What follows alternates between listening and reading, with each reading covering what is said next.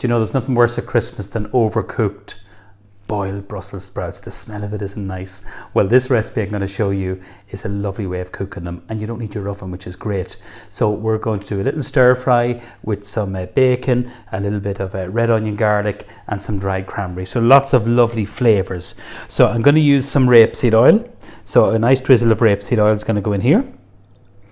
And then we're going to use some butter. So the butter will give the most beautiful flavour. So that's just one red onion, which is very, very thinly sliced, really, really thin. And we're just going to put that into the pan. Just let that just start there. 1 clove of garlic. I'm going to use my garlic crusher for this. So just putting pressure.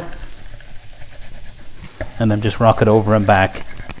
And then just using a spoon, or you can use a knife, doesn't matter. Scrape that out. And that's going to go in. Honestly, the reaction we have got to these garlic crushers, they've been definitely one of the hero pieces. So they have. So give this a stir. Not looking to brown it, just start the cooking process. Okay. Sprouts. What I've done with the Brussels sprouts is taken out the outer leaves, cut them in half, and literally par cook them, which means put them into boiling water for about 3 minutes. That's it. So they're not fully cooked, but they're not raw. Then put them into ice water, and that stops them from cooking. So I'm going to pop these in. Bit more butter, you know me and the butter. And then we're just going to mix this all together. Okay. The garlic is optional. You can leave it out. You can put chili into this if you want to.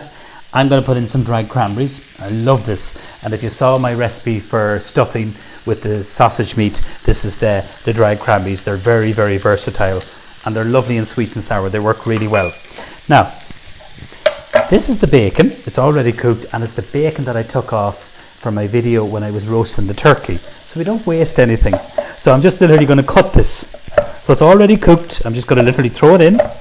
You can obviously put in some bacon lardons raw, and you could cook them off at the very, very start. So you could if you wanted to. But this is already cooked. So all you're doing is warming it up, which is perfect. Now, some lovely salt and some pepper. You could put soya sauce into this. So I'm just giving you lots of inspiration, some lovely ideas. Pine nuts, chestnuts work really well, but these are some toasted pine nuts. So we toast them in a dry pan for about maybe 8 to 10 minutes. Keep moving the pan around. Don't put any oil on them, and we just sprinkle this in here. Lovely. Now give that a stir, and when you get a little bit confident, you can do this in the wok. You can just move it like that. Gorgeous. In goes the bacon. So you're just warming that through. No waste. And of course, if you wanted to leave this, if you have a vegetarian option, you leave out obviously the bacon. But sprouts are lovely, and these are grown in Ireland, which is fantastic. So roll this up, a little bit of parsley. I'm going to chop this, just watch the fingers. Never take your eyes off when you're chopping. When you curve your fingers like that, hold it and just chop it. And then just scoop it up, just watch this. And then it goes in there. And that's it. It's as easy as that.